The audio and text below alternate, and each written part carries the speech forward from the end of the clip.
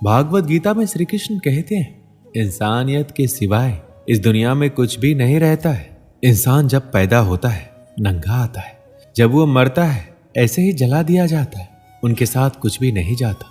जिंदगी में जो कुछ भी यहाँ आने पर मिला है वो आपके आने से पहले किसी और का था, और जब आप यहाँ से चले जाएंगे तो किसी और का हो जाएगा। जो पैसे आज आपके पास है, जो नाम आज आपके पास है, जो पद आज आपके पास है, उस पद पर कोई और था। आज भले ही आप हो, लेकिन कल कोई और आपसे छीन लेगा। यही सृष्टि का नियम है और यही भागवत गीता की सबसे बड़ी सीख है जो हर एक पृथ्वीवासी को समझनी चाहिए।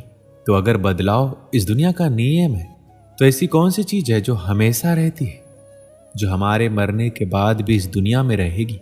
वो चीज है इंसानियत। सबसे पहले एक अच्छा इंसान बनिए, और हर एक मनुष्य उस परमात्मा का अंश है जो हमारे सीधे तार उस परमात्मा से जुड़े हुए हैं। और हमारी आत्मा कभी गलत नहीं हो सकती, पर हम शरीर के सुखों के लिए गलत कर्मों को करने में लग जाते हैं और उनका नतीजा भी गलत होता है। आज हमारे पास जो कुछ भी है, चाहे हमारा प्यार हो, रिश्ता हो, या पैसा या नाम, एक दिन हमसे छिन जाएगा, दूर चला जाएगा। श्री कृष्ण कहते हैं, हम लगातार किसी ना किसी तरह के शोर से घिरे हुए रहते हैं। ये हमारे शारीरिक और मानसिक स्वास्थ्य पर बोझ डाल सकते हैं। ऐसे में कुछ वक्त चुपचाप रहकर खुद के साथ समय बिताइए। यह आपके स्वास्थ्य के लिए फायदेमंद है। क्या हम हर समय शोर शराबा के बीच नहीं रहते? लगातार लोगों की बकबक, बाहर गाड़ियों का शोर, तेज म्यूजिक की आवाज, तेज संगीत की आवाज, ये सब हमारे तनाव का कारण है और हमारी नींद को बाधित करते हैं। मगर क्या हम कुछ देर के लिए इन सब से दूर नहीं रह सकते? जी हाँ, हम खुद के साथ वक्त बिताकर और कुछ देर सिर्फ अपने विचारों के साथ शांति का आनंद ले सकते हैं। इंसान के सभी दुखों का कारण बोलना ही तो है, क्योंकि आवश्यकता से अधिक बोलना ही दुखों का कारण बनता है। इसलिए कम बोलिए, सटीक बोलिए, मधुर बोलिए, और सबसे जरूरी, जितनी आवश्यकता हो उतना ही बोलिए। वाणी बोलना ही नहीं बल्कि मौन में भी शक्ति होती है। यही कारण है कि धर्मों में मौन को बहुत महत्व दिया गया है। सेहत से मौन का गहरा संबंध है और इससे मानसिक शांति मिलती है। मौन से विचारों में एकाग्रता आती है और रचनात्मकता बढ़ती है। इसलिए जितने भी साधु संत तपस्वी हुए, सबने मौन रहकर और ध्यान लगाकर इस संसार में गुप्त ज्ञानों को प्राप्त किया है। हमारे जीवन में एक नहीं बल्कि बहुत सारे दुखों का कारण बोलना ही है, क्योंकि हमारी समस्या यही है कि हम चुप नहीं रह सकते, हमेशा कुछ ना कुछ बोलते ही रहते, और आपके बोलने के कारण ही आधे से ज्यादा दुख निर्मित होते हैं। परिवार में कलह, कलेश का कारण हमारा बोलना ही होता है। आप जितनी भूख उतना भोजन खाते हैं, जितनी जरूरत उतना कार्य करते हैं, लेकिन क्या आपने कभी इस बारे में सोचा है कि आप कितना बोलते हैं? क्या आप उतना ही बोलते हैं जितनी आवश्यकता है, या अनावश्यक ही सारे दिन बोलते हैं? इस बारे में कभी अकेले बैठकर जरूर सोचिए कि आज आपने दिन भर में कितना बोला, क्या बोला, और सबसे जरूरी क्यों बोला। इनमें से कितनी बातें जरूरी थी, कितनी अनावश्यक। श्री कृष्ण कहते हैं, माफ करना महान व्यक्ति की निशानी है। इस दुनिया में सबसे हिम्मत वाले और सबसे ज्यादा ताकत वाले इंसान वो होते हैं जो माफ करना जानते हैं। और एक बार जरा सोच कर देखिए, भगवान की कौन सी चीज भगवान बनाती है? श्री भागवत गीता में भगवान श्री कृष्ण कहते हैं, चाहे वो कितना भी पापी इंसान क्यों ना हो, लेकिन अगर वो अपने बुरे कर्मों को करना छोड़कर अच्छे कर्म करना शुरू कर दे तो उसको वो अपना लेते हैं। यानी कि भगवान इस पूरी सृष्टि के मालिक होकर भी इतने नेक दिल हैं, और उनके दिल में सबके लिए जगह है और उनके लिए सब सामान है। माफ करना महान व्यक्ति की निशानी है, और माफ वही कर सकता है जो सामने वाले के किसी ना किसी नजरिए से बड़ा हो। किसी के गलती होने पर उस पर नाराज होना, उस पर गुस्सा होना बहुत आसान काम है और ये कोई भी इंसान कर सकता है। लेकिन हिम्मत वाले इंसान गलती करने वाले इंसान को माफ करके उसको एक मौका दे सकता है। श्री कृष्ण कहते हैं, सच्चाई और अच्छाई को कभी हराया नहीं जा सकता, ना कभी छुपाया जा सकता है। इसलिए सच कहने और अच्छे कर्मों को करने से कभी मत डरिए। सच्चाई और सूरज को ज्यादा देर तक छिपाया नहीं जा सकता। एक समय आने पर इनको दुनिया के सामने आना ही पड़ता है। आप उनको सामने आने से नहीं रोक सकते। इसलिए अगर आज आप ऐसा कोई काम कर रहे हैं जो गलत है, जिसमें झूठ है, तो आपको उस काम को तत्काल ही छोड़ देना चाहिए, क्योंकि किसी ना किसी दिन आपकी सच्चाई दुनिया के सामने जरूर आएगी। भगवान श्री कृष्ण कहते हैं हमें सिर्फ कर्म करने का अधिकार है, फल के बारे में ना सोचें।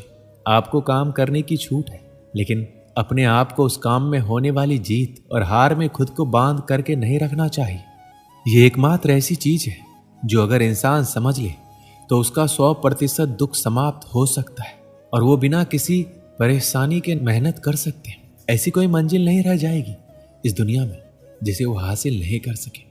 और सबसे शानदार बात तो ये होगी कि सब कुछ प्राप्त करने के बाद उसे कभी घमंड नहीं होगा। आपके किसी भी काम को करने का उद्देश्य कभी भी ये नहीं होना चाहिए कि अगर इस काम को मैं कर लूंगा तो मुझे ये फल प्राप्त हो जाएगा। अक्सर ये होता है कि हम मेहनत तो बहुत करते हैं, लेकिन उस मेहनत से ज्यादा हमारे मन में चिंता होती है, इच्छा होती है। हर वक्त हम ये सोचते हैं कि मैं इतना मेहनत कर रहा हूं, मुझे सफलता क्यों नहीं मिली, मुझे सफलता मिलनी चाहिए। अगर आप उस काम में सफल नहीं हुए तो कोई और इंसान तो इस काम में जरूर सफल हुआ होगा, क्योंकि उसने आपसे ज्यादा मेहनत की होगी, लेकिन वो सफलता उसको ना मिलकर आपको मिल जाती तो उसके साथ कहीं ना कहीं अन्याय हो जाता। इसलिए उसने आपसे ज्यादा मेहनत की है और उसके कर्म भी आपसे ज्यादा संघर्षशील रहे हैं। जिस दिन आपका कर्म ज्यादा संघर्षशील बन जाएगा उस दिन आपकी सफलता आपकी हो जाएगी। एक बार की बात है, एक छोटे से गांव में एक युवक रहता था जो जीवन में सफल होने के लिए हमेशा कड़ी मेहनत करता था। उसके दिनचर्या में सिर्फ एक ही चीज थी, कठिन परिश्रम। युवक का मानना था कि अगर वह दिन रात मेहनत करेगा तो एक दिन उसे सफलता अवश्य मिलेगी। हालांकि कई बार वो खुद से सवाल करता कि उसका मेहनत का फल उसे अभी तक नहीं मिला।